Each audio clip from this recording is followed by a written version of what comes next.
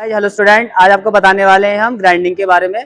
जैसे आप जानते हो भली भांति हम कोई वर्क करते हैं, जैसे कि फिटर का वर्क होता है या हमारा टर्नर का वर्क होता है या मशीनिस्ट का वर्क होता है।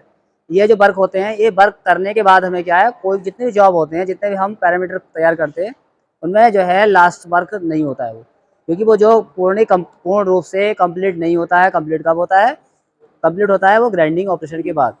क्योंकि आज का समय जो है आप जानते हैं आधुनिक समय है, चाहे आपका रेलवे वर्क हो या आपका हवाई जहाज का वर्क हो, छोटे से लेके बड़ा वर्क कोई भी हो, जितने भी कंपोनेंट बनाए जाते हैं, कंपोनेंट आपके नलिंग हो रहा है, कोई टर्निंग हो रहा है, कोई फेसिंग हो रहा है, कोई ग्राइंडिंग हो रहा है या आपके मिलिंग वर्क हो रहे हैं, लास्ट में क्या करना पड़ता है आपको? फिनिश करना पड़ता है। उसको फिनिश कैसे होता है? ग्राइंडिंग मशीन से। ग्राइंडिंग मशीन जो होती है क्या होती है? ग्राइंडिंग मशीन होती है लोहे के जो है छोटे छोटे कणों को काट करके अलग करता है, और वो क्या करता है कि जिस प्रकार टर्निंग करते हैं उसी प्रकार वो प्रोसेस होता है। बट उसमें फर्क ये होता है वो छोटे छोटे पार्ट्स में तोड़ता है, लेकिन टर्निंग में वो क्या एक चिप्स के रूप में निकालता है। दोनों में फर्क होता है। तो इसलिए ग्राइंडिंग करने से क्या है कि ग्राइंडिंग करने के बाद जॉब के अंदर जो पेनल्टी होती है, जो स्मूथनेस होती है, जो उसकी एक्यूरेसी होती है, वो काफ़ी हद तक उसको हम कवर कर लेते हैं। क्योंकि आप जानते हैं मान लो हवाई जैसा कंपोनेंट बनाना है तो उसमें हमको बहुत ज़्यादा सुविधा चाहिए, ठीक है। या कोई सैटेलाइट वाले हमको जॉब बनाने हैं, कुछ तो कंपोनेंट होंगे जिसमें ग्राइंडिंग फिनिश से वर्क होगा। अगर हमें उसमें आउटनेस होगी, प्रॉब्लम होगी, तो हमारा वर्क करेगा नहीं, क्योंकि हमको जॉबों को मेल और फीमेल पार्ट्स को फिटिंग करने में बहुत ज़्यादा आवश्यकता होती है, ठीक है। तो वही बात कर रहे हैं हम, ग्राइंडिंग क्या होता है। ग्राइंडिंग के बाद भी कई ऑपरेशन होते हैं, जैसे कि ग्राइंडिंग के बाद होता है ग्राइंडिंग, होनिंग होता है, उसके बाद उससे भी बारीक होता है लैपिंग, ठीक है। Grinding, honing, lapping the last चीज़ है ये। और पहले क्या करते हैं? एमरी, एमरी बाद ग्राइंडिंग, ग्राइंडिंग के बाद लैपिंग, फिर लैपिंग के बाद करते हैं होनिंग, ठीक है। ये सारे टूल्स होते हैं जो आपको फिनिश करने के लिए होते हैं, ठीक है। तो बात कर रहे हैं ग्राइंडिंग क्या होता है। तो इसमें है कि यह एक प्रकार का क्या है, कटिंग टूल होता है। क्या कटिंग टूल होता है? ग्राइंडिंग का जो व्हील होता है वो एक कटिंग टूल होता है, ठीक है। इसमें क्या है, असंख्य छोटे छोटे कटिंग के टुकड़े पार्टिकल्स होते हैं। सभी कटिंग टूल की धार तेज करने के लिए ग्राइंडर का प्रयोग किया जाता है। जो भी आपके जानते हैं कि आपके पास जो व्हील होता है उस व्हील छोटे छोटे पार्टिकल्स होते हैं, आपको भी दिखाएंगे हम, ठीक है। फिर इसमें जो है इसको बनाने के लिए क्या होता है, जो ग्राइंडर व्हील बनता है, ग्राइंडिंग व्यवस्था बनती है, उसके लिए हमारे पास क्या है, एब्रेसिव चीज़ होती है, एब्रेसिव होता है। उस एब्रेसिव को मिला करके हम ग्राइंडिंग व्हील का निर्माण करते हैं। आप जानते हैं ग्राइंडिंग में जो होता है वो 4 चीज़ें मेन होती हैं। ग्राइंडिंग में क्या होता है आपके?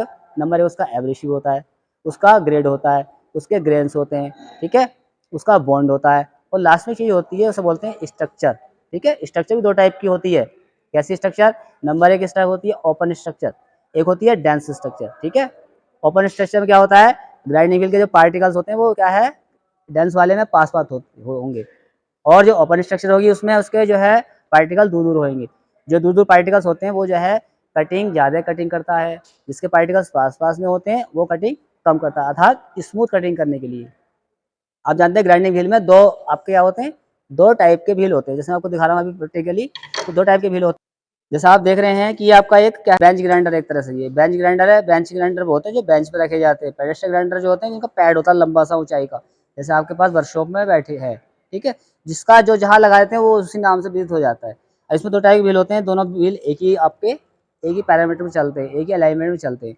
एक साइड में क्या होता है, इसमें जो ग्रेन्स होते हैं इसके वो मोटे होते हैं, और एक में ग्रेन्स जो है बारीक होते हैं, ठीक है। और ये जो होते हैं, जो बनते हैं, तो ये बॉन्ड से मिला के बना जाता है इनको।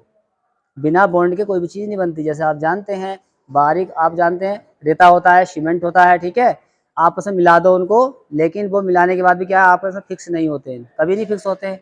बॉन्ड का काम क्या करता है उसमें, जब उसके अंदर आप पानी मिला देंगे तो आप देखेंगे 5 मिनट के बाद, 10 के मिनट के बाद आसानी से वो एकदम से सेट होने लगता है। तो बॉन्ड का काम क्या करता है उसमें, पानी।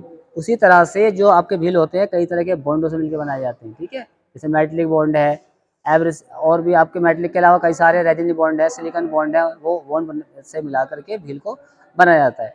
और बाद में क्या है, इसमें ये कटिंग करने के लिए, टूल को बनाने के लिए इसका प्रयोग होता है। आप जानते हैं जितने भी कटिंग टूल्स बनते हैं, चाहे आपका टर्निंग वाला टूल हो, चाहे आपका आपका मिलिंग मशीन्स के टूल हो, जैसे कि एंड व्हील कटर होता है, उनको भी लास्ट में हम क्या करते हैं, ग्राइंड ही करते हैं, ठीक है। तो दोनों व्हील क्या है, ग्राइंडिंग का वर्क करते हैं। लेकिन इसमें 2 तरह के होते हैं, एक नेचुरल और एक आपका आर्टिफिशियल। नेचुरल वाले जो होते हैं वो प्रकृति में पाए जाते हैं। देखा होगा रेते के अंदर छोटे छोटे पार्टिकल्स होते हैं, इसमें धार होती है, आप अपने हाथ पर रगड़ने लगोगे तो वो आपके हाथ को काट देंगे। यही होता है, इसी बोलते हैं एमरी, इसी को एमरी बोला जाता है, ठीक है। यही आपके मिला करके, बॉन्ड के द्वारा मिला करके इसको हम कटिंग योग्य बनाते हैं, ठीक है। अब इससे बात आ रही है इसमें, एब्रेसिव एक बहुत ही कठोर पदार्थ होता है जिन्हें तोड़ने पर छोटे छोटे टुकड़ों के रूप में बढ़ जाता है। इन तेज धार वाले टुकड़ों को एब्रेसिव कण कहते हैं। छोटे पार्टिकल्स के रूप में बढ़ जाता है। जैसे पत्थर का टुकड़ा हो, उसको तोड़ेंगे हम तो छोटे छोटे पार्टिकल्स के रूप में बढ़ जाता है। और देखा होगा प्रत्येक टुकड़े के अंदर धार होती है बहुत तेज वाली। ठीक है, आप कहीं पर मार दोगे तो आपको वो काट देगी। ठीक, फिर कहता है यही कण क्या है, ग्राइंडिंग व्हील में कटिंग एज का काम करते हैं। कोई पत्थर है, रेता है, उसको मिला करके हम उसका व्हील का निर्माण कर लें किसी माध्यम के द्वारा, तो वही कटिंग एज जो होते हैं मेटल काटने में पूरी पूरी हेल्प करते हैं। ग्राइंडिंग क्या होता है, ग्राइंडिंग एक बहुमुखी टूल होता है। ये आप ग्राइंडर व्हील देख रहे हैं, बहुमुखी टूल है। अंदर बहुत सारे पार्टिकल्स, बहुत सारे कटिंग एज होते हैं, छोटे छोटे पार्टिकल्स से मिलकर बना होता है, इसलिए इसको बहुमुखी टूल भी कहा जाता है। बहुमुखी टूल क्या क्या होता है, एक आपका ग्राइंडर व्हील होता है, और एक क्या होता है आपका रीमर होता है। ठीक है, टेप और डाइयाँ होती हैं, वो सारे क्या होते हैं, मल्टीपल टूल्स होते हैं बहुमुखी। जैसे ही ऐसे ही आपके क्या है मिलिंग मशीन्स में, जैसे एंड व्हील कटर है, साइड एंड फेस कटर है ना, और आपके जितने भी कटर्स होते हैं उसमें सिलेंड्रिकल कटर होते हैं, वो सारे उसमें जो मिलिंग्स में जितने कटर हैं लगभग लगभग वो सब बहुमुखी टूल होते हैं, क्योंकि उनमें एक से अधिक मुंह होता है जो कटिंग करने के लिए होता है। ठीक है, प्रकृति एब्रेसिव कौन कौन होते हैं, नेचुरल वाले जो प्रकृति में पाए जाते हैं। प्रकृति में जो एब्रेसिव पाए जाते हैं उन्हें प्राकृतिक एब्रेसिव कहते हैं। इन्हें इनके कण समान नहीं होते, अतः ज़्यादातर अशुद्धियाँ इसमें मिली होती हैं। जैसे एम्ब्री यानी कि रेता टाइप का एम्ब्री, ठीक है, कोरंडम होता है, सैंडस्टोन होता है, हीरा होता है। आप जानते हैं हीरा सबसे अधिक बहुत ज़्यादा महंगा होता है। ऐसा नहीं होता है, इनमें जो है क्या है पार्टिकल्स अलग टाइप के होते हैं, असमान होते हैं। इनको पीस के मिक्स करके बना करके तब हम व्हील का निर्माण करते हैं। उससे पहले व्हील इससे हम नहीं बना सकते।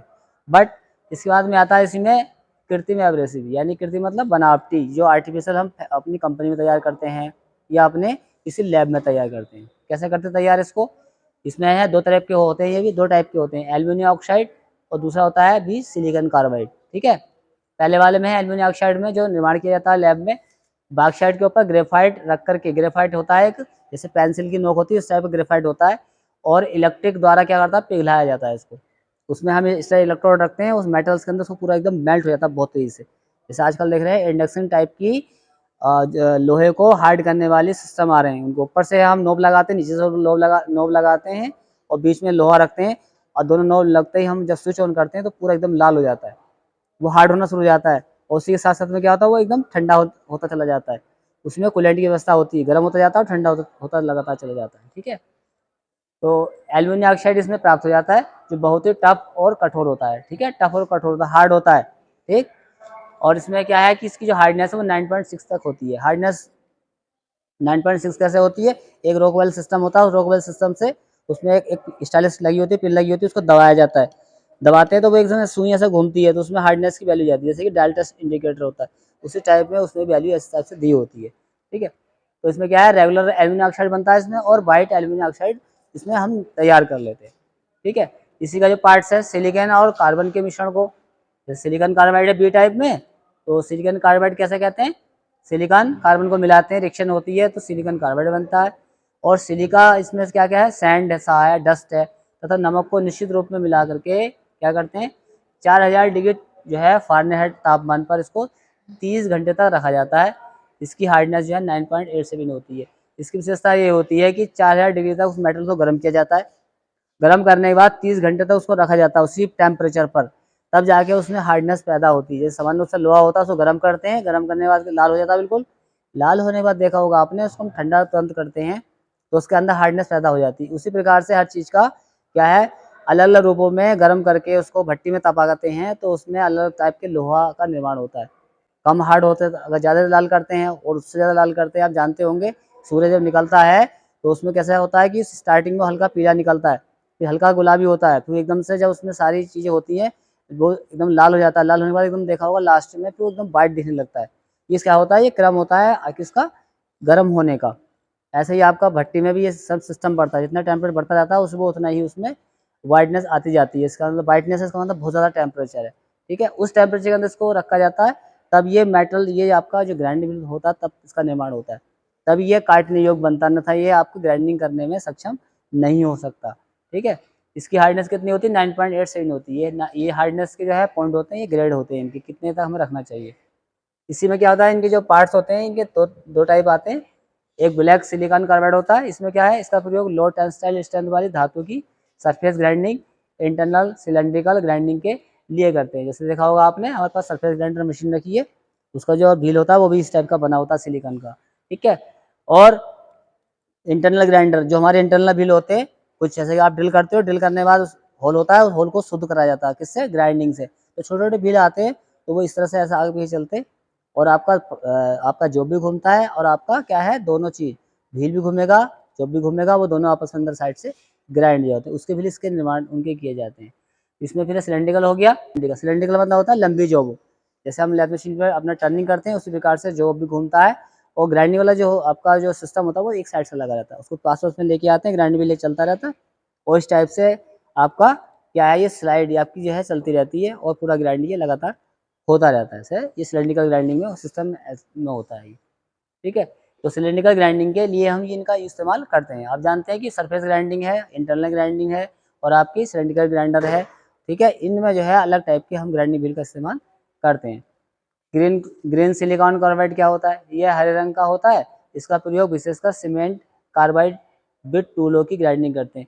आप जानते हैं जो टूल होते हैं तो हमारे हाई स्पीड स्टील के होते हैं, हाई कार्बाइड स्टील वाले होते हैं, और इनसे भी सुपर वाले जो होते हैं वो सीमेंटेड कार्बाइड है, टंगस्टन कार्बाइड है, इनके टूल बनाए जाते हैं, जो अधिकांशतः हम क्या है CNC मशीनों पे इनका इस्तेमाल करते हैं, ठीक है।